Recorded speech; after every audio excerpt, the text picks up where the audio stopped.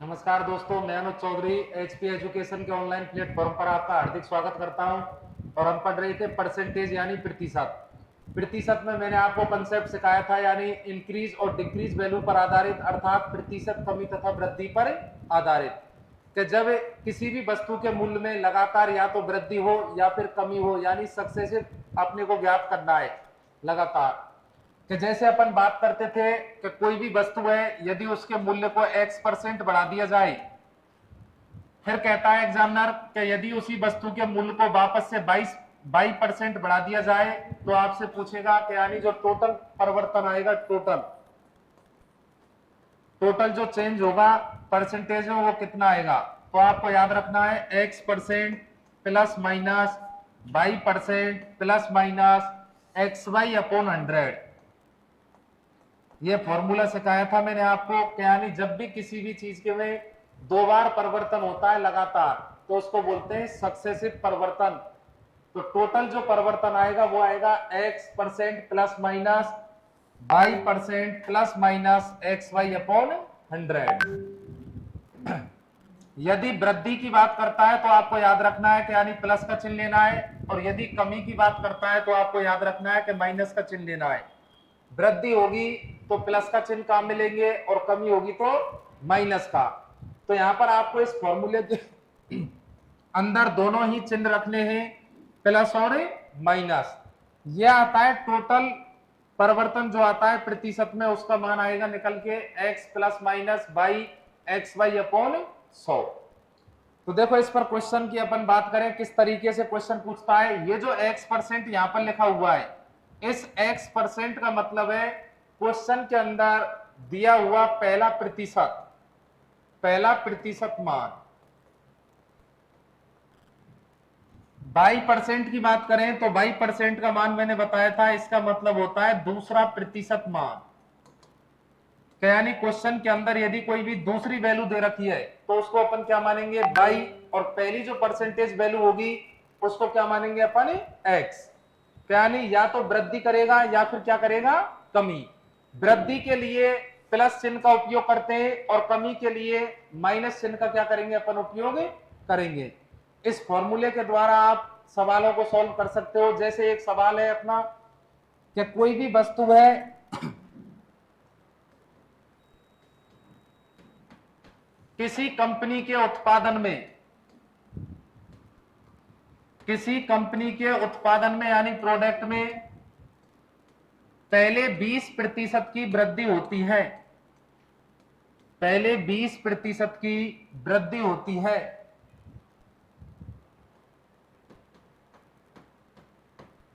तथा बाद में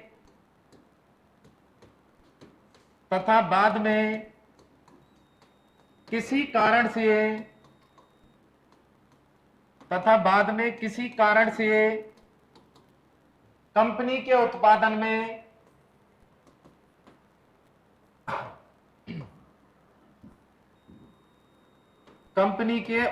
में 10% की कमी हो जाती है, तो बताओ कंपनी के उत्पादन में कुल कितने प्रतिशत की कमी अथवा वृद्धि हुई।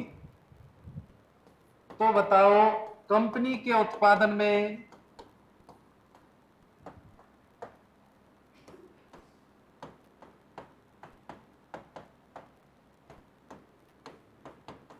कुल कितने प्रतिशत की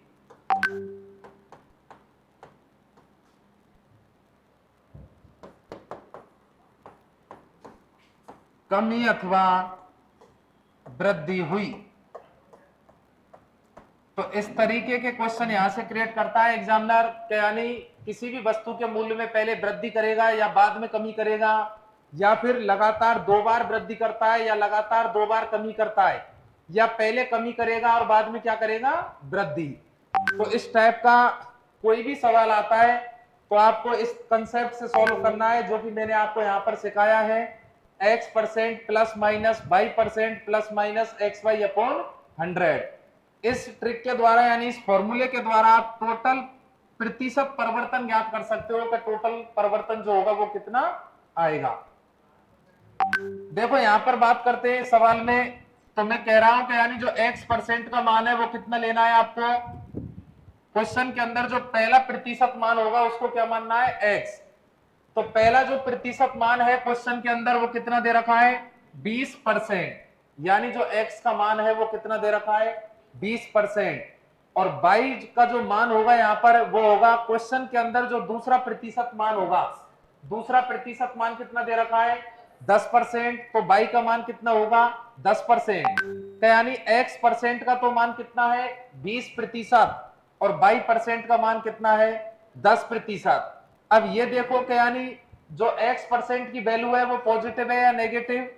तो यहां पर वृद्धि की बात कर रहा है, किसकी बात कर रहा है, वृद्धि की। तो मैं कह सकता हूं कि यानी जो x% का मान है वो कितना होगा, यहां से +20%।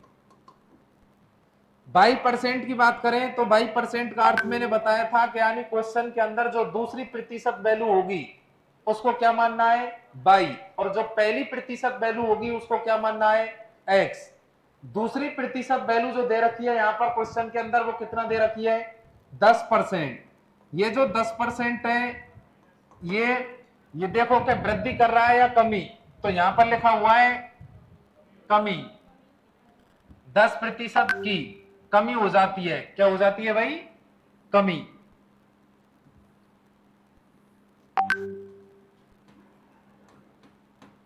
तो यहां पर लिखेंगे आप कमी हो जाती है। तो बताओ कंपनी के उत्पादन में कुल कितने प्रतिशत की वृद्धि अथवा कमी हुई। तो देखो यहां पर ये कमी कर रहा है, तो किसका लेंगे, 10 को माइनस का। अब मैंने आपको सिखाया है कि यहां से जो टोटल परिवर्तन आएगा कंपनी के उत्पादन में, तो टोटल प्रतिशत परिवर्तन का जो मान होगा वो होगा दोस्तों x plus minus Y plus minus X Y upon 100। तो यहां से x का मान रखेंगे, x का मान कितना है 20, y का मान रखेंगे, y का मान कितना है 10।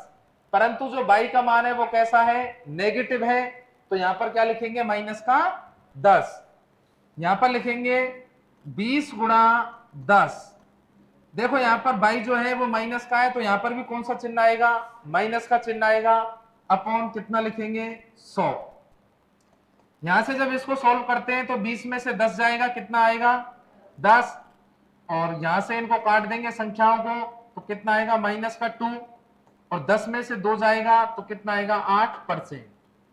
तो हम कह देंगे कि यानी कंपनी का जो उत्पादन है उसमें 8% की क्या हो जाएगी, वृद्धि हो जाएगी। कंपनी के उत्पादन में जो टोटल वृद्धि होगी वो कितने परसेंट की होगी, 8% की। तो यानी इस तरीके से ऐसे सवालों को क्या करना है, अपने को सॉल्व करना है। सवाल के अंदर जो पहला प्रतिशत मान होता है उसको x मानेंगे, और दूसरा जो प्रतिशत मान होगा उसको क्या मानेंगे, y मानेंगे। यदि x का मान पॉजिटिव है तो पॉजिटिव मान रखेंगे, और नेगेटिव होगा तो नेगेटिव। वृद्धि के लिए प्लस का चिन्ह लेना है और कमी के लिए माइनस का। तो यह है इसका फर्स्ट सॉल्यूशन, यानी मेथड नंबर फर्स्ट।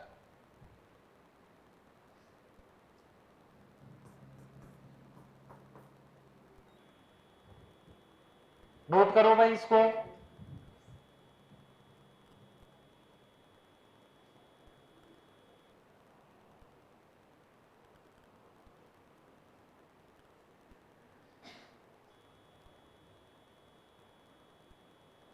आ गया सबको समझ में, फॉर्मूले से उड़ा देना है।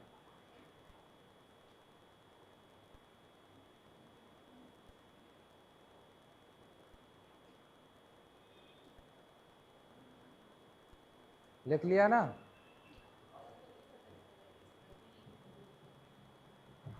देखो यदि यहां पर सॉल्व करने पर कोई भी नंबर पॉजिटिव आता है तो समझ जाना कि वृद्धि हुई है, क्या हुई है, वृद्धि। और यहां पर हल करने पर यदि संख्या नेगेटिव आती है तो समझ जाना है आपको कि क्या हुई है, कमी। पॉजिटिव आएगी संख्या तो वृद्धि होगी, और नेगेटिव आएगी तो क्या होगी, कमी। तो यहां पर मैं देखता हूं कि जो 8% आया है वो कैसा आया है, पॉजिटिव मान आया है 8। इसका मतलब प्लस का आया है, धनात्मक मान है 8%। तो मैं कह दूंगा कि 8% की क्या हो गई, कंपनी के उत्पादन में वृद्धि हो गई। यदि माइनस का 8 आता तो मैं कह देता कि 8% की क्या हो गई, कमी। प्लस का चिन्ह वृद्धि को दर्शाएगा और माइनस का चिन्ह किसको दर्शाएगा, कमी को। तो यह है इसका फर्स्ट सॉल्यूशन। देखो इसके सेकंड तरीके की बात करें कि यानी जो इसका सेकंड सॉल्यूशन होगा, किस तरीके से सॉल्व कर सकते हो आप इस सवाल को, और कि यदि किसी बच्चे को यह फॉर्मूला याद नहीं है या वो एग्जाम में भूल जाता है तो दूसरे तरीके से भी आप सॉल्व कर सकते हो। मैंने ऐसा मान लिया कि माना कंपनी का जो उत्पादन है वो है 100। कितना है कंपनी का उत्पादन, 100। अब एग्जामिनर कह रहा है कि यानी कंपनी के उत्पादन में 20% की वृद्धि कर दी जाए। तो दोस्तों देखो यहां पर 100 का मैं जब 20% निकालता हूं तो कितना आएगा, 20। भाई 100 का 20% कितना आएगा, 20 आएगा। यदि आधार 100 हो तो 100 पर जितना परसेंटेज अपन निकालते हैं वापस वही संख्या क्या आती है, लौट कर आती है। ऐसा क्यों होता है, क्यों, क्योंकि नीचे अपॉन वाले जो 100 थे, सामने वाला ये जो 100 होता है वो क्या होता है, कट जाता है। कि जैसे 100 का 20% तो आप यहां से निकालोगे तो नीचे वाला ये जो 100 आता है इससे क्या होता है, ये कट जाता है, इसलिए वापस वही वैल्यू आती है लौट कर। तो यहां से 100 का 20% वृद्धि कर दी यानी 20 की वृद्धि हो गई। तो बताओ कंपनी का उत्पादन कितना हो गया, 120। कंपनी का उत्पादन कितना हो गया, 120। अब आगे कह रहा है सवाल वाला कि यानी किसी कारण की वजह से कंपनी का जो उत्पादन है उसमें कितने प्रतिशत की कमी हो जाती है, 10% की कमी हो जाती है। तो 120 पर आप 10% की कमी करो। 120 का जब 10% निकालोगे तो कितना आएगा, 12 आएगा। कितना आएगा, 12। क्या यानी 12 की क्या हो गई, यहां पर कमी हो गई, 12 की क्या हो गई, कमी। तो 120 था, 120 पर जब 10% की कमी हो गई यानी 12 की कमी हो गई, तो बताओ यहां पर कितना आएगा। तो आपने कहा सर 108 बचेगा। कितना बचेगा, 108। अब आगे एग्जामिनर पूछना चाह रहा है कि बताओ कंपनी के उत्पादन में कुल कितने प्रतिशत की कमी अथवा वृद्धि हुई। तो देखो प्रारंभ में जो कंपनी का उत्पादन था वो कितना था, 100। और जब 20% की वृद्धि हो जाती है तो 120 हो जाता है। फिर कह रहा है एग्जामिनर के यानी 10% की कमी हो जाती है, तो बताओ कितना हो जाता है, 108। तो फर्स्ट में कितना था, 100। लास्ट में कितना है टोटल, 108। तो बताओ मुझे कितने परसेंट की वृद्धि हो गई, 8% की। तो मैं कह सकता हूं कि जो कंपनी का उत्पादन है वो कितना परसेंट बढ़ गया, 8%। तो इस प्रकार आप सवाल को 100 मानकर भी क्या कर सकते हो, सॉल्व कर सकते हो।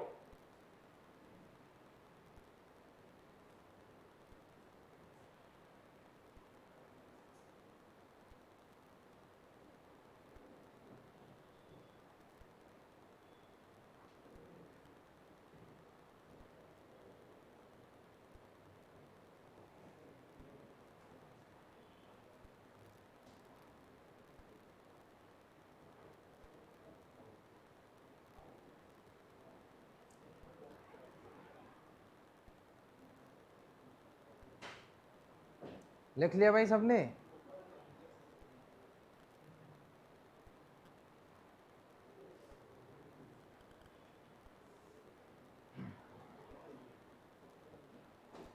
लिखो जल्दी, फास्ट लिखा करो।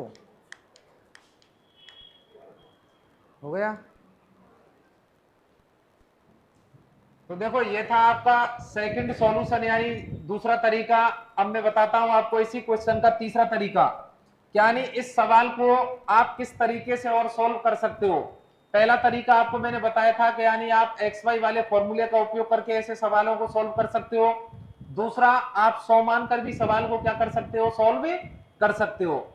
यदि किसी बच्चे का दिमाग इस तरीके से काम नहीं करता है यानी दोनों तरीकों से यदि नहीं सोच पा रहा है कोई भी व्यक्ति, तो मैं आपको तीसरा तरीका भी सिखाऊंगा। एक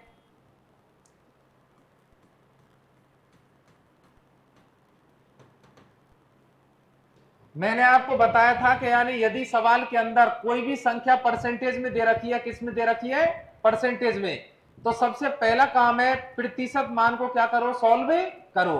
कि जो संख्या परसेंटेज में दे रखी है सबसे पहले उसको सॉल्व करो। तो क्वेश्चन में दिया रखा है कि यानी किसी कंपनी के उत्पादन में 20% की क्या हो जाती है, वृद्धि। तो जो पहला प्रतिशत मान आया है क्वेश्चन के अंदर वो दे रखा है 20% वृद्धि कर रहा है। तो इस तरीके से तीर का चिन्ह लगा दो ऊपर की ओर। ये जो चिन्ह है इस बात को दर्शा रहा है कि क्या हुई है, वृद्धि। यदि तीर का चिन्ह ऊपर की तरफ है तो आपको समझ जाना है कि 20% की वृद्धि हो गई। 20% को जब मैं सॉल्व करता हूं तो 20% का मान फ्रैक्शन के रूप में यानी भिन्न के रूप में कितना आता है? 1/5। कितना आएगा? 1/5। मैंने ऐसा मान लिया कि यानी पहले कंपनी का जो उत्पादन था वो कितना था? 5। तो यदि पहले कंपनी का उत्पादन 5 था, जब 5 में 20% की वृद्धि हो गई तो कहने का मतलब यह है कि एक की क्या हो गई? वृद्धि। यानी यदि कंपनी का उत्पादन 5 था तो 5 का 20% जब निकालेंगे तो कितना आएगा? 1। तो 20% की वृद्धि, परसेंटेज में तो 20% की वृद्धि हुई है, परंतु संख्या के रूप में कितने की वृद्धि हुई है? 1 की। आगे कह रहा है एग्जामिनर के यानी यदि कंपनी के उत्पादन को 10% घटा दिया जाए अर्थात कम कर दिया जाए तो बताओ कंपनी के कुल उत्पादन में कितने प्रतिशत का परिवर्तन आएगा? आगे दूसरी जो परसेंटेज वैल्यू दे रखी है वो दे रखी है 10%। 10% की क्या कर रहा है? कमी। 10% को जब मैं सॉल्व करता हूं तो 10% की जो भिन्न होती है वो आती है 1/10। मैंने ऐसा मान लिया कि पहले कंपनी का जो उत्पादन था वो कितना था? 10। कि यदि पहले कंपनी का उत्पादन 10 था तो 10 का जब में 10% निकालेंगे अपन तो कितना आएगा? 1। तो 1% की क्या हो गई यहां से? कमी। 1% की क्या हो गई? कमी। यदि वृद्धि की बात करेगा तो अंश वाली संख्या को वृद्धि मानना है और कमी की बात करेगा तो अंश वाली संख्या को क्या मानना है? कमी मानना है। यहां पर देखो 20% की वृद्धि की बात कर रहा था तो अंश में जो लिखा है मैंने उतने की क्या कर दी? वृद्धि कर दी। तो यदि कंपनी का उत्पादन पहले 5 था तो 5 का जैसे ही मैं 20% निकालता हूं तो कितना आता है? 1। अर्थात 1 की क्या हो जाती है? कंपनी के उत्पादन में वृद्धि।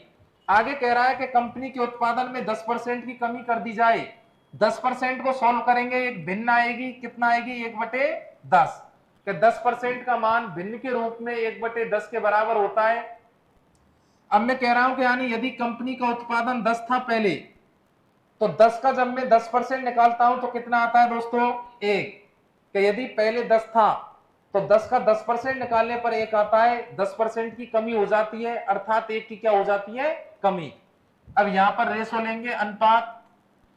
एक तरफ लिखो पहले और इधर लिखेंगे बाद में। तो देखो क्या यानी पहले कंपनी का जो उत्पादन था प्रारंभ में वो कितना था? 5। तो यहां पर लिखेंगे 5 अनुपात। जब 20% की वृद्धि हो गई यानी 1 की वृद्धि हो गई तो बताओ कंपनी का जो उत्पादन है बाद में कितना हो गया? 6। भाई 5 से 1 बढ़ गया, 5 से कितना बढ़ गया? 1। और 5 का जब 20% निकालते हैं तो कितना आता है? 1। यानी 5 से बढ़कर कंपनी का उत्पादन कितना हो गया? 6। आगे दे रखा है कि यानी कंपनी का उत्पादन यदि पहले 10 था, जब 10% की कमी हो जाती है तो बताओ कंपनी का जो उत्पादन है बाद में कितना हो गया? 9 हो जाएगा। भाई 1 की क्या हो जाएगी? कमी। तो यहां पर लिखेंगे 10:9। इस तरीके से लाइन खींच दो। अब मैं कह रहा हूं कि यानी आगे वाली दोनों संख्याओं की गुणा कर दो और पीछे वाली दोनों संख्याओं की गुणा कर दो। तो देखो यहां से जब अपन गुणा करेंगे इनकी तो कितना आएगा दोस्तों? 50 अनुपात। यहां से गुणा करेंगे तो कितना आएगा? 54। क्या यदि कंपनी का पहले टोटल उत्पादन कितना था? 50। जब 20% की वृद्धि कर दी जाती है और 10% की कमी कर दी जाती है तो कंपनी का उत्पादन कितना हो जाता है? 54 हो जाता है, 54। पहले था 50, अब हो गया 54। तो बताओ कितने की वृद्धि हो गई? 4 की। कितने पर? 50 पर। कितने पर? 50 पर। और परसेंटेज के लिए गुणा 100। यदि संख्याएं कट रही है तो संख्याओं को क्या करेंगे? काटेंगे। यदि संख्याएं कट रही है तो संख्याओं को काटेंगे। यहां से 100 को काटेंगे 50 से 2 बार और 4 की गुणा 2 से करेंगे तो बताओ कितना आ गया? 8% इज द करेक्ट आंसर। तो इस तरीके से भी आप सवाल को क्या कर सकते हो? सॉल्व कर सकते हो। इसको बोलते हैं रेशो मेथड। इसका उपयोग करके आप सवालों को बहुत जल्दी सॉल्व कर सकते हो।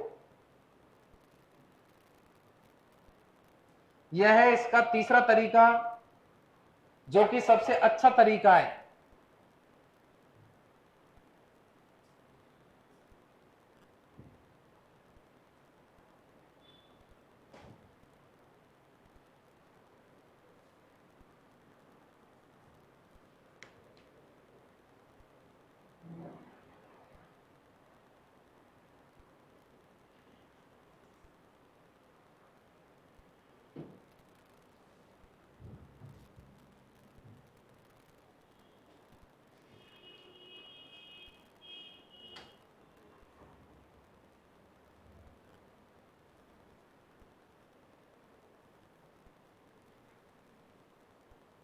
लिख लिया भाई सबने?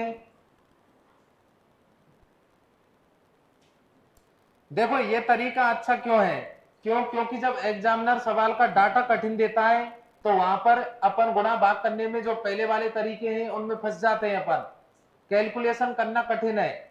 ये ऐसा तरीका है कि इसमें कैलकुलेशन बनती नहीं है, कैलकुलेशन नहीं बनेगी, इसमें बहुत छोटे छोटे नंबर बनते हैं और उन नंबरों की हम आसानी से गुणा कर सकते हैं, भाग कर सकते हैं, यानी इनके द्वारा सवाल को आसानी से सॉल्व किया जा सकता है।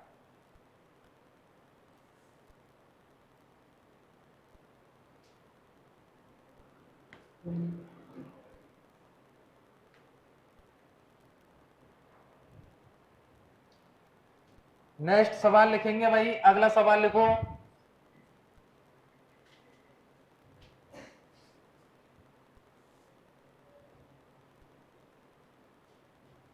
देखो किसी वस्तु के मूल्य में, किसी वस्तु के मूल्य में, किसी वस्तु के मूल्य में प्रारंभ में, किसी वस्तु के मूल्य में प्रारंभ में 30% की वृद्धि कर दी जाए, किसी वस्तु के मूल्य में प्रारंभ में 30% की वृद्धि कर दी जाए तथा बाद में, तथा बाद में उस वस्तु के मूल्य में, तथा बाद में उस वस्तु के मूल्य में 25% की कमी कर दी जाए,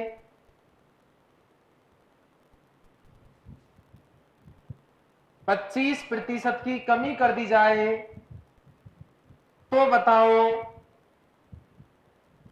तो बताओ उस वस्तु के मूल्य में,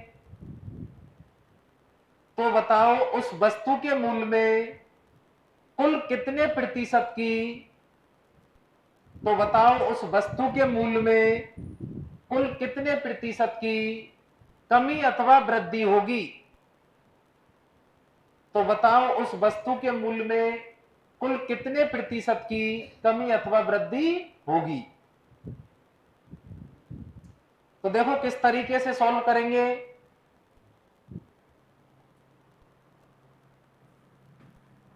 फर्स्ट तरीका, जो पहला तरीका है वो क्या कहता है भाई, यानी सवाल के अंदर जो पहला प्रतिशत मान दे रखा है उसको क्या मानो, x, और दूसरा जो प्रतिशत मान है उसको क्या मानो, y।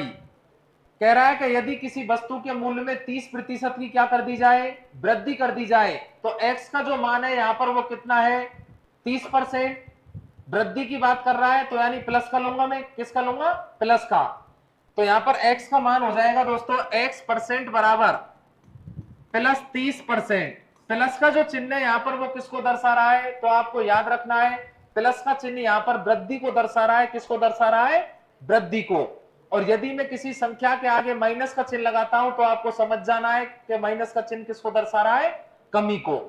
क्या किसी वस्तु के मूल्य में प्रारंभ में 30% की वृद्धि कर दी जाए तथा बाद में कितने की कमी कर दी जाए, 25% की कमी कर दी जाए, तो मुझे बताओ 22% का जो मान है वो कितना है, 25, परंतु कैसा है, माइनस का। क्यों, क्योंकि 25% की क्या हो रही है, कमी।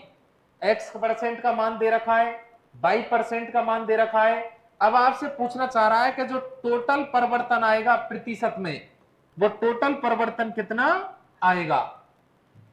तो देखो यहां से कैसे सोल्व करेंगे कि यानी टोटल प्रतिशत परिवर्तन बराबर x plus minus y plus minus xy upon 100। तो यहां से x के स्थान पर x का मान रखेंगे और x का मान कितना दे रखा है, देखो क्वेश्चन के अंदर 30%। के सवाल के अंदर जो पहली प्रतिशत वैल्यू होगी उसको क्या मानना है, x। तो x का मान दे रखा है दोस्तों यहां से 30%। y का मान रखेंगे यहां पर, तो y का मान कितना दे रखा है, माइनस का 25%, यानी 25% की क्या हो रही है सवाल में, कमी। तो यहां पर रखेंगे माइनस का 25%। अब देखो जब y का मान माइनस का है तो ये तो फिक्स है कि यानी दोनों की मल्टीप्लाई करने के बाद बीच में यहां जो चिन्ह आएगा वो किसका आएगा, माइनस का चिन्ह आएगा भाई। x तो पॉजिटिव है परंतु y कैसा है, नेगेटिव। तो यहां पर लिखेंगे -30 इंटू 25/100। तो 30 में से 25 जाएगा, कितना परसेंट बचेगा? 5%। यहां 25 से काट देंगे कितने को? 4 बार। और 4 से 30 को काटेंगे कितनी बार? तो आपको याद रखना है 7.5 बार। कितनी बार? 7.5 बार। यहां पर लिखा हुआ है दोस्तों कितना? 5% माइनस पीछे कितना आएगा? तो आपने कहा सर माइनस का 7.5%, प्लस का 5 है और माइनस का 7.5 है, तो बताओ कितना बचेगा? तो आपने कहा सर माइनस का 2.5। यानी जो टोटल परिवर्तन होगा वस्तु के मूल्य में वो कितने का होगा? 2.5% का होगा। परंतु कमी होगी या वृद्धि? कमी। 2.5% की क्या हो जाएगी? कमी। क्यों? क्योंकि जो संख्या है वो कैसी आ रही है? नेगेटिव। यदि नेगेटिव मान आता है तो आपको समझ जाना है कि यानी क्या हुई है? कमी। तो मैं कह सकता हूं कि 2.5% की क्या हो जाएगी? कमी।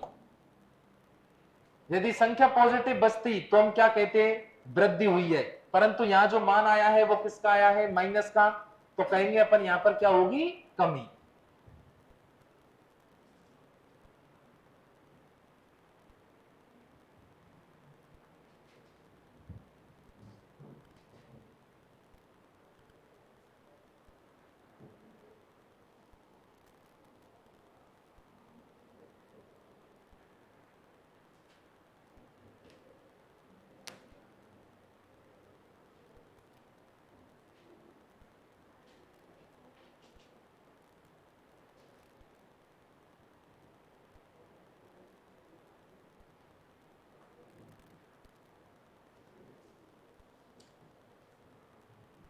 लिख लिया भाई? हटाएं सबने?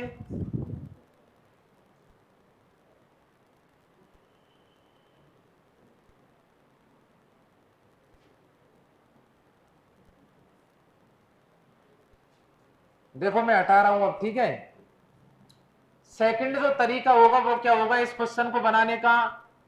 तो मैंने आपको सिखाया है कि यानी 100 वाला तरीका। क्या मैंने ऐसा मान लिया कि प्रारंभ में उस वस्तु का मूल्य जो था वो कितना था दोस्तों? 100। यानी प्रारंभ में उस वस्तु की जो कीमत थी वो थी 100 रुपए। अब एग्जामिनर कह रहा है कि यानी किसी वस्तु के मूल्य में 30% की वृद्धि हो जाए।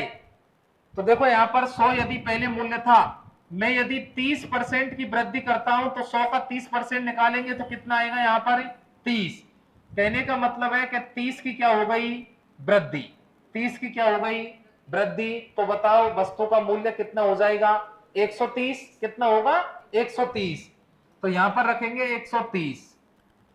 आगे कह रहा है एग्जामिनर के यानी यदि उस वस्तु के मूल्य में 25% की क्या कर दी जाए? वापस से कमी कर दी जाए।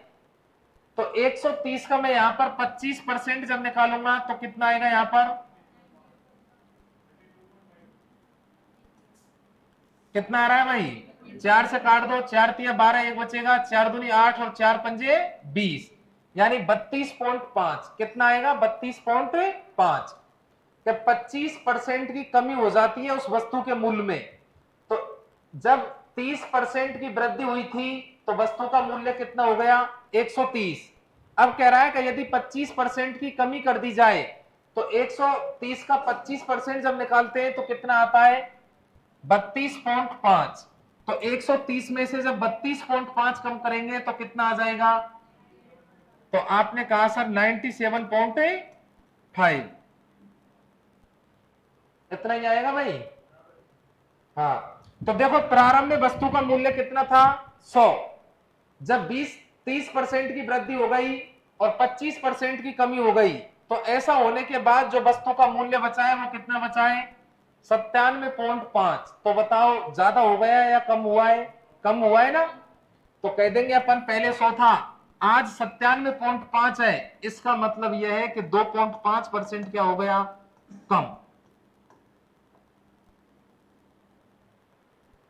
ये इसका सेकंड तरीका है। आप 100 मानकर इस सवाल को सॉल्व कर सकते हो।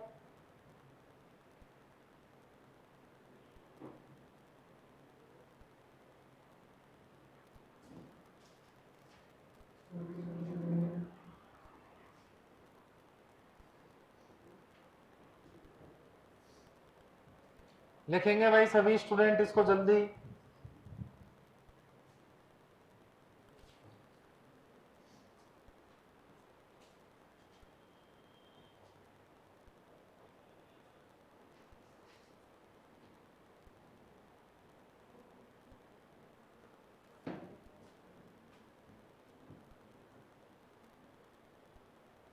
लिख लिया भाई सबने?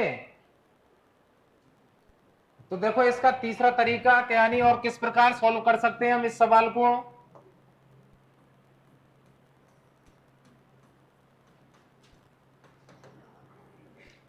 अपन चैप्टर पढ़ रहे हैं परसेंटेज यानी प्रतिशत।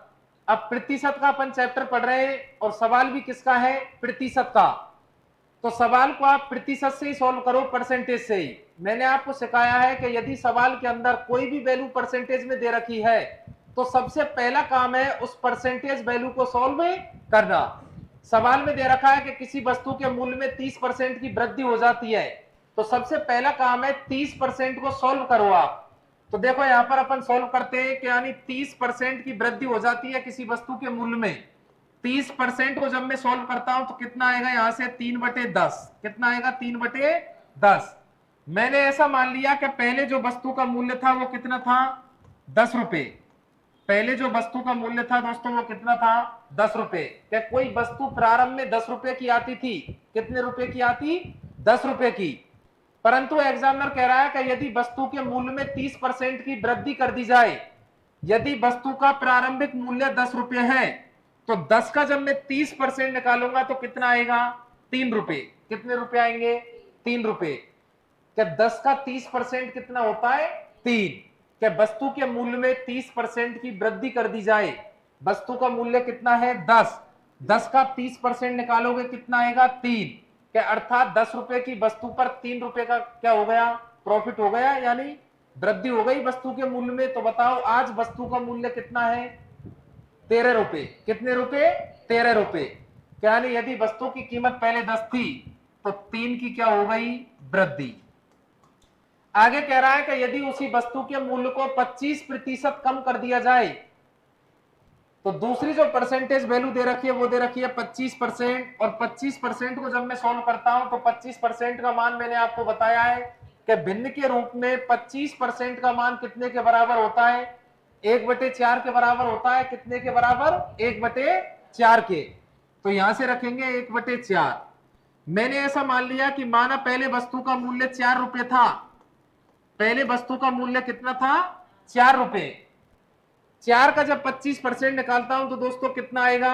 1।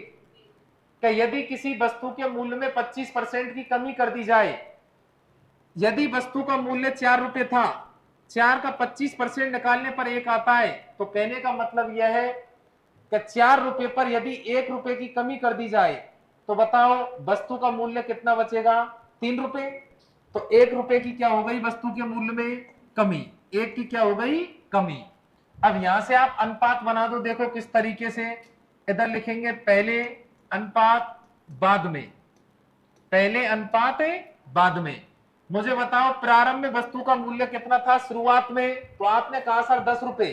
कितने रुपए? 10 रुपए। तो यहां पर लिखेंगे पहले वस्तु का मूल्य था 10 रुपए। जब वस्तु के मूल्य में 30% की वृद्धि हो गई, 10 का 30% निकालोगे 3, अर्थात 3 रुपए की क्या हो गई? वृद्धि। तो बताओ आज वस्तु का मूल्य कितना है? 13 रुपए। मूल्य कितना है वस्तु का? 13 रुपए। आगे कह रहा है कि यदि उस वस्तु के मूल्य को 25% घटा दिया जाए, अर्थात कम कर दिया जाए, तो बताओ पहले वस्तु का मूल्य कितना था? 4 रुपए। तो यहां पर लिखेंगे 4 अनुपात के 4 रुपए मूल्य पर कितने रुपए की कमी हो गई? 1 रुपए की। भाई 4 का 25% निकालेंगे तो कितना आएगा? 1। कहने का मतलब यह है कि यदि वस्तु का मूल्य 4 रुपए था तो 25% की कमी हो गई। रुपए में कितने की कमी हो गई? 1 की। और परसेंटेज में कितने की कमी हो गई? 25 की। तो 1 की जब कमी हो गई तो बताओ आज वस्तु का मूल्य कितना है? 3 रुपए। कितने रुपए? 3 रुपए। इस तरीके से लाइन खींच दो। आगे वाली दोनों संख्याओं की गुणा कर दो, पीछे वाली दोनों संख्याओं की गुणा कर दो। आपने कहा सर 10 गुणा 4 करेंगे कितना आएगा? 40 अनुपात। 13 गुणा 3 करेंगे कितना आएगा? 39। कि यदि उस वस्तु का मूल्य प्रारंभ में 40 रुपए था, यदि उस वस्तु का मूल्य प्रारंभ में कितना था, 40 रुपए था, तो बताओ आज उस वस्तु का मूल्य कितना है, 39 रुपए है। कितने रुपए है, 39 रुपए है। यानी जब 30% की वृद्धि कर दी जाए और 25% की कमी कर दी गई तो उस वस्तु का मूल्य कितना है आज, 39 रुपए। प्रारंभ में कितना था, 40।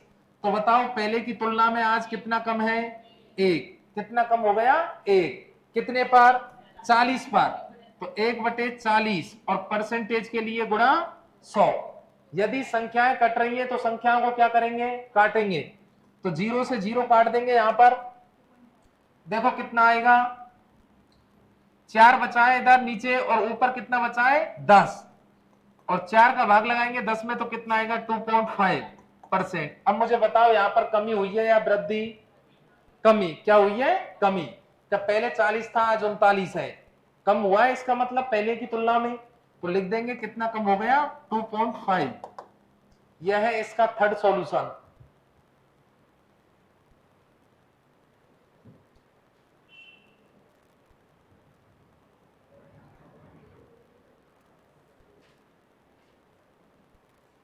ये तरीका आ रहा है भैया आपको समझ में आ रहा है। देखो इसको क्यों सिखा रहा हूं, अब देखना आप अगले सवाल में।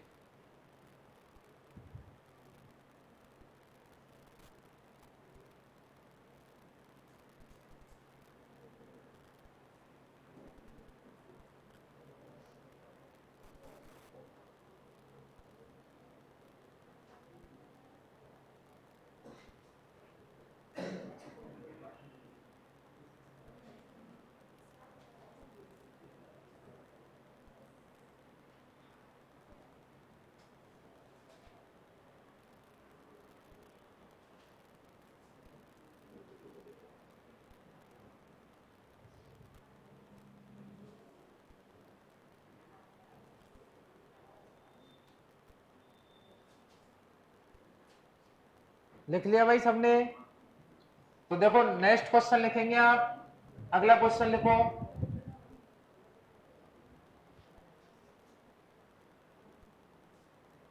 अगला क्वेश्चन है भाई, नेक्स्ट क्वेश्चन देखो। किसी शहर की जनसंख्या में, किसी शहर की जनसंख्या में, किसी शहर की जनसंख्या में प्रारंभ में 37.5% की वृद्धि हो जाती है। किसी शहर की जनसंख्या में प्रारंभ में 37.5% की वृद्धि हो जाती है। किसी शहर की जनसंख्या में प्रारंभ में 37.5% की वृद्धि हो जाती है तथा किसी बीमारी के कारण, तथा किसी बीमारी के कारण, तथा किसी बीमारी के कारण कुछ लोगों की मृत्यु हो जाती है। किसी बीमारी के कारण कुछ लोगों की मृत्यु हो जाती है जिसके कारण उस शहर की जनसंख्या में, जिसके कारण उस शहर की जनसंख्या में 12.5% की कमी हो जाती है। जिसके कारण उस शहर की जनसंख्या में 12.5% की कमी हो जाती है। तो बताओ, तो बताओ उस शहर की जनसंख्या में, तो बताओ उस शहर की जनसंख्या में कुल कितने प्रतिशत की, तो बताओ उस शहर की जनसंख्या में कुल कितने प्रतिशत की कमी अथवा वृद्धि होगी। तो देखो ये ऐसा सवाल दे दिया एग्जामिनर ने जहां पर जो डाटा है वो कैसा है, थोड़ा डिफिकल्ट है। 37.5%, 12.5%, तो ये संख्याएं कैसी हैं, थोड़ी कठिन है। अब यदि इस प्रकार का कोई भी सवाल आता है, यदि हम उसको 100 मानकर करते हैं तो अपन फंस जाएंगे। क्यों? क्योंकि 100 पर अपन इस तरीके की परसेंटेज वैल्यू यदि काउंट करने लगते हैं तो समय बहुत लग जाएगा, सवाल के गलत होने के चांस ज्यादा रहेंगे। इसलिए ये जो तरीका है रेशो वाला, ये सबसे बेस्ट तरीका है। इसलिए मैं कहता हूं आपको ये जरूर सीखना है, और ये हर जगह काम करेगा, हर सवाल में लगेगा। तो देखो अपन बात करते हैं सबसे पहले फर्स्ट मेथड की। क्या नहीं, कोई शहर है और उस शहर की जनसंख्या में 37.5% की वृद्धि हो जाती है। मैंने आपको बताया है कि सवाल के अंदर जो पहला प्रतिशत मान होगा उसी को क्या मानना है, एक्स। उसको क्या मानना है आपको, एक्स। क्या यानी एक्स परसेंट का जो मान है वो कितना दे रखा है, 37.5%। तो यहां से मैं कह सकता हूं कि यानी एक्स परसेंट बराबर होगा 37.5%। वृद्धि हो रही है तो तीर का चिन्ह ऊपर की तरफ लिख दो या फिर प्लस का चिन्ह लगा दो आगे। अब मैं कह रहा हूं कि सवाल के अंदर जो दूसरा प्रतिशत जो मान होता है उसको क्या कहते हैं अपन, 22%। और 22% का मान कितना दे रखा है दोस्तों, 12.5%। 12.5 की क्या कर रहा है, कमी। 12.5 की क्या कर रहा है, कमी। या तो आप लिख दो, लिखते नहीं हो तो इस तरीके से इन चिन्हों का प्रयोग कर लो या फिर प्लस माइनस का चिन्ह लगा दो। पूछना चाह रहा है कि यानी उस शहर की जनसंख्या में कुल कितने प्रतिशत की कमी अथवा वृद्धि होगी। तो मैंने आपको सिखाया है कि कुल परिवर्तन यदि ज्ञात करना है किन्हीं भी दो चीजों के मध्य में, किन्हीं भी दो चीजों के मध्य में यदि आपको कुल परिवर्तन ज्ञात करना है तो कैसे ज्ञात करेंगे कि टोटल प्रतिशत बराबर X percent plus minus 22% plus minus X Y percent upon 100। इस फॉर्मूले का उपयोग करके आप सवाल को सॉल्व कर सकते हो। x के स्थान पर कितना रखोगे, 37.5। बाई का मान कितना दे रखा है दोस्तों, 12.5%। पॉजिटिव है या नेगेटिव, नेगेटिव। क्यों? क्योंकि 12.5 की क्या कर रहा है, कमी। तो यहां पर लिखूंगा मैं माइनस का 12.5 माइनस 37.5 इंटू 12.5 अपॉन कितना आएगा, 100। तो देखो 37.5 में से यहां पर 12.5 को घटाओगे तो कितना बचेगा, तो आपने कहा सर यहां पर आ जाएगा भाई 25%। यहां पर भी परसेंटेज का चिन्ह लगा देना। 25% माइनस यहां से 12.5 में से पॉइंट को हटाओगे तो नीचे कितना आएगा, एक जीरो आएगी। और 125 से आप काटोगे, 125 से कम 125 और 125 अट्ठे कितना होता है, 1000। 125 अट्ठे कितना होगा, 1000। और 8 का भाग लगाना है आपको कितने में, 37.5 में। आप चाहते हो कि सर यहां से यदि पॉइंट को और हटा दिया जाए तो कितना बचेगा, देखो 375/80। ये दोनों नंबर मुझे कितने से कटते हुए नजर आ रहे हैं, 5 से। दोनों नंबरों को मैं कितने से काट सकता हूं, 5 से। 5 का नियम क्या कहता है, 5 की भाजकता का जो नियम है वो ये कहता है कि यदि किसी भी नंबर के अंत में, यदि किसी भी नंबर के अंत में या तो 5 आ जाए या 5 का कोई मल्टीपल आ जाए या फिर 0 आ जाए तो वो संख्या कितने से कट जाती है, 5 से कट जाती है। तो देखो मुझे 375 के लास्ट में इकाई का जो अंक है वो दिखाई दे रहा है 5, और इधर 80 में कितना दिखाई दे रहा है दोस्तों, 0 दिखाई दे रहा है। तो मैं कह सकता हूं कि ये जो नंबर है दोनों नंबर कितने से कट जाएंगे, 5 से। तो इनको यहां से काटेंगे आप, 5 से देखो कितना आएगा, 5 से काट दो इसको तो 5 से ये कट जाएगा, 100 कटता है 20 बार, तो 300 कटेगा 60 बार। कितनी बार, 60 बार। और 15 5 75, 60 15 75। तो कितनी बार कट जाएगा टोटल ये, तो आपको याद रखना है 25% माइनस 75 बार बटे 5 से 80 कितनी बार कटेगा, 16 बार। अब 16 का भाग लगा दो आप 75 में, तो 16 से कितनी बार कटेगा, देखो 25% माइनस 4 बार कट रहा है भाई सीधा सीधा। तो देखो 4 बार काट देंगे सीधा इसको एक बार, तो कितना बचेगा, 11 बचेगा। और 11 में से भाग नहीं जाएगा 16 का तो पॉइंट लगा के अपन क्या बढ़ाएंगे, 0 बढ़ाएंगे, 110 हो जाएगा। और 16 छिके 6 बार काटेंगे अपन तो कितना होगा, 96। और फिर बचेगा कितना अपना, 4 उधर बचा है, 10 उधर, 14 14 में भाग नहीं जाएगा तो यानी 6 बार जाएगा। 14 बचेगा, 140 हो जाएगा। फिर वापस से कितनी बार जाएगा, 7 बार आप यदि देते हो भाग तो 16 सत्ते कितना होगा, 112।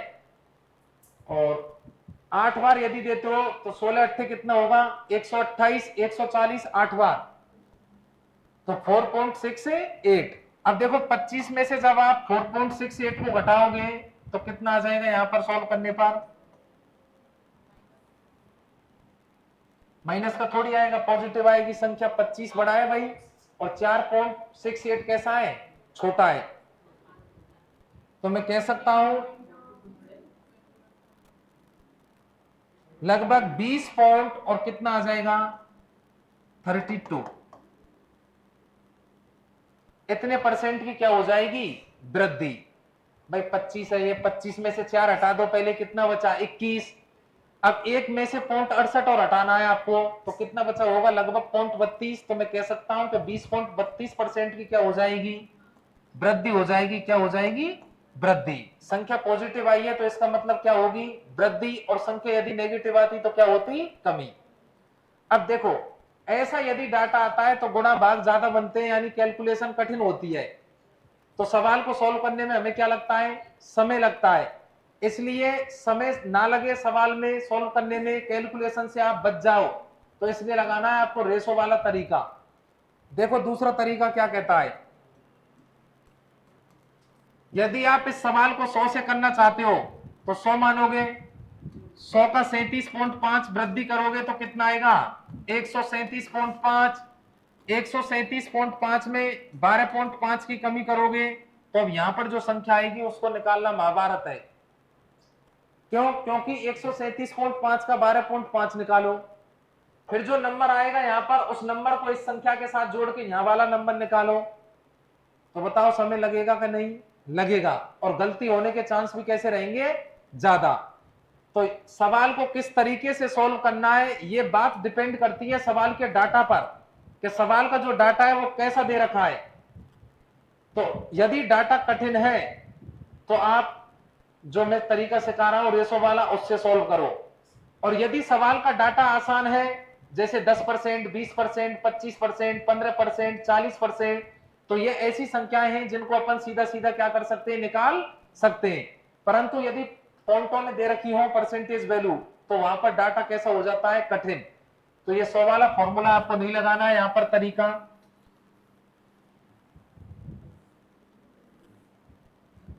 तो देखो अब मैंने बताया है आपको, यदि सवाल के अंदर कोई भी संख्या परसेंटेज में दे रखी है तो सबसे पहला काम है परसेंटेज वैल्यू को सॉल्व करना।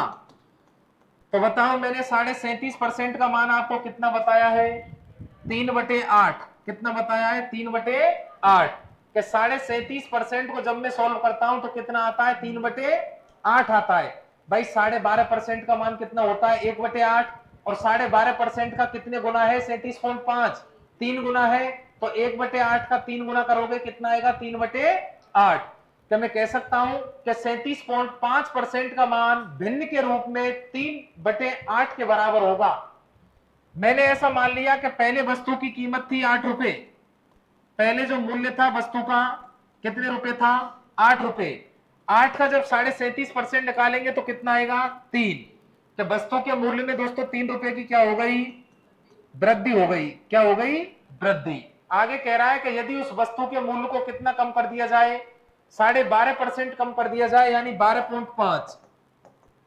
12.5 का जो मान आता है कितना आता है, 1/8। 12.5 को जब आप सॉल्व करोगे तो भिन्न के रूप में कितना आएगा, 1/8। मैंने ऐसा मान लिया कि पहले वस्तु का जो मूल्य था वो कितना था, 8 रुपए। पहले वस्तु का मूल्य कितना था, 8 रुपए। जब मैं 8 का 12.5% निकालता हूं तो कितना आता है, 1। तो यानी 12.5% की क्या हो गई, वस्तु के मूल्य में कमी हो गई। कि पहले यदि 8 रुपए था तो 8 का 12.5% 1 है, यानी 1 रुपए की क्या हो गई, कमी। तो बताओ आज प्रेजेंट में उस वस्तु का मूल्य कितना है, 7 रुपए। कितने रुपए, 7 रुपए। तो 8 का 12.5% बराबर होगा कितने के, 1 के। तो 1 रुपए की क्या हो गई यहां से, कमी। अब यहां पर आप अनुपात बना दो, देखो कैसे, यहां पर लिखेंगे पहले और यहां पर लिखेंगे बाद में। क्या पहले वस्तु का मूल्य कितना था प्रारंभ में, 8 रुपए, तो यहां पर लिखेंगे 8 रुपए अनुपात। क्या 8 पर जब 37.5 की वृद्धि करता हूं तो कहने का मतलब है 3 रुपए की क्या हो गई, वृद्धि। तो बताओ प्रेजेंट में उस वस्तु का मूल्य कितना है, 11 रुपए। 8 रुपए की वस्तु पर 3 रुपए की वृद्धि हो गई तो वस्तु का मूल्य हो गया 11 रुपए। आगे कह रहा है यदि उस वस्तु के मूल्य को 12.5% कम कर दिया जाए तो बताओ मुझे प्रारंभ में उस वस्तु का मूल्य कितना था, 8। तो यहां पर लिखेंगे 8 अनुपात 8 रुपए वस्तु के मूल्य पर 1 रुपए की क्या हो गई, कमी। रुपए में तो 1 की कमी हुई है और परसेंटेज में कितने की कमी हुई है, 12.5 की। तो बताओ जब 1 की कमी हो जाएगी तो वस्तु का मूल्य कितना बचा, 7 रुपए आएगा। लाइन खींचेंगे इस तरीके से। अब मैं कह रहा हूं कि दोनों संख्याओं की क्या कर दो, गुणा कर दो। दोनों संख्याओं की क्या कर दो, गुणा कर दो। और पीछे वाली दोनों संख्याओं की क्या कर दो दोस्तों, गुणा। तो 8 गुणा 8 करेंगे कितना आएगा, 64 अनुपात 11 गुणा 7 करेंगे कितना आएगा, 77। कितना आएगा, 77। क्या यदि पहले वस्तु का मूल्य कितना था, 64 रुपए, क्या उस वस्तु का प्रारंभ में जो मूल्य था शुरुआत में वो कितने रुपए था, 64 रुपए था कुल मूल्य उस वस्तु का। जब उस वस्तु के मूल्य में 37.5% की वृद्धि कर दी गई और 12.5% की कमी कर दी गई, ऐसा करने के बाद उस वस्तु का मूल्य कितना हो गया, 77 रुपए हो गया। तो बताओ कितने रुपए बढ़ गया, 13 रुपए बढ़ गया भाई। कितने पर, 64 पर। तो 13/64 और परसेंटेज के लिए गुणा 100। तो 13/64 इंटू 100। यहां से जब इसको सॉल्व करते हैं तो देखो कितना आएगा, तो यह आ जाएगा 1300। या फिर आप काट लो, देखो 2 से काट लो भले ही। तो इसको काटेंगे 32 बार और ये कितना आ जाएगा, 50 बार। फिर वापस काट दो तो कितना आ जाएगा भाई, 25। और ये कितना आ जाएगा, 16। अब कट रहा है क्या, नहीं कट रहा। 13 ऊपर प्राइम नंबर आ गया, अभाज्य संख्या आ गई। तो 25 गुणा 13 बटे कितना आ जाएगा, 16 आएगा। और इसको सोल्व करेंगे, देखो 3 की गुणा 5 से करेंगे 15 और नीचे दे रखा है 6। तो 6 का जब आप भाग लगाओगे, ऊपर 5 है इकाई का अंक, नीचे कितना है 6। तो 6 से 5 को मैं यदि काटता हूं, 6 से 5 को मैं यदि क्या करता हूं, काटता हूं, तो देखो 5 लिखा हुआ है, कितना लिखा हुआ है 5। और नीचे कितना है, इकाई का अंक 6।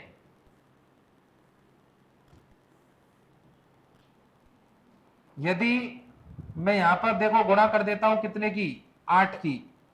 और यहां पर भी गुणा कर देता हूं कितने की, 8 की। तो लास्ट में इकाई का अंक कितना रहा होगा, ऊपर 0 और नीचे कितना आएगा 8। नीचे कितना आएगा 8। तो लगभग जो भाग जाएगा ये तय है कि यानी जो इकाई का अंक आएगा लास्ट में वो या तो 7 होगा या फिर क्या होगा, 8 होगा। ये कैलकुलेशन तो मैं सिखाऊंगा अप्रोक्सीमेशन किसी दिन कि कैसे भाग लगाते हैं। तो यहां से जब आप सॉल्व करोगे इसको तो टोटल कितना आ जाएगा, देखो पूरा गुणा कर लो भले ही। 25 गुणा 3 करोगे, 25 तिया 75, 7 आएगा, 7 5 12 32। 325 बटे कितना आ जाएगा, 16।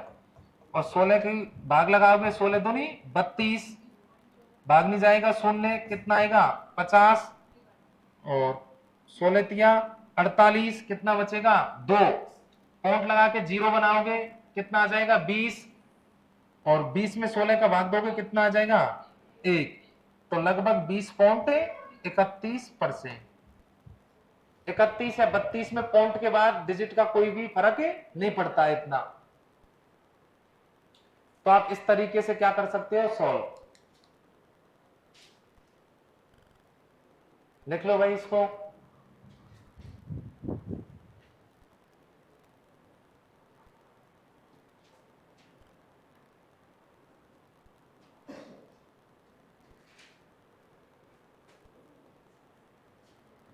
अब बताओ यहां से यदि कोई ऐसा सवाल आता है जिसमें कभी वृद्धि करेगा कभी कमी करेगा, या पहले कमी करेगा बाद में क्या करेगा, वृद्धि, तो आप सॉल्व कर सकते हो सभी। तो दे एक ऐसा क्वेश्चन, लिखना भाई, नेक्स्ट क्वेश्चन लिखो एक। अब तुम्हें पता पड़ेगा कि ये तरीका अच्छा क्यों है?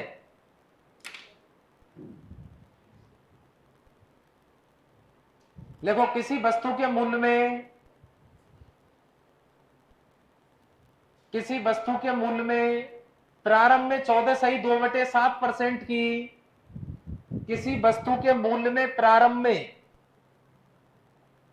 किसी वस्तु के मूल्य में प्रारंभ में 14.2/7% की वृद्धि हो जाती है।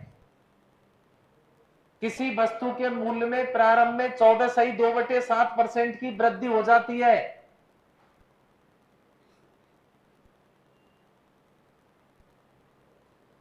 तथा यदि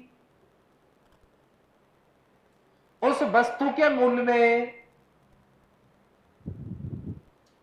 तथा यदि उस वस्तु के मूल्य में कुछ समय बाद,